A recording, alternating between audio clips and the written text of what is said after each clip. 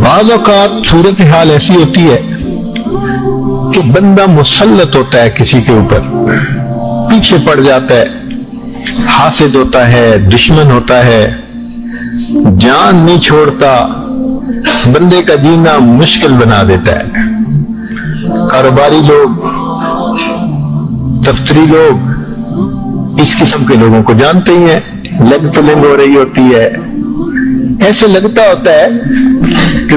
دوسرے بندے کا بس چلے تو روئے زمین کی بجائے اس کو ابھی زیر زمین پہنچا دے، ایسے ہوتا ہے۔ تو اگر کوئی ایسا ظالم مسلط ہو جائے، پیچھے پڑ جائے، ٹف ٹائم دینے لگ جائے، تو بزرگوں نے فرمایا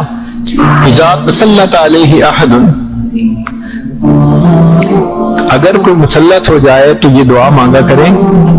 اللہم اغفر لی الذنب الذی سلطت بہ علی ھذا، اللہ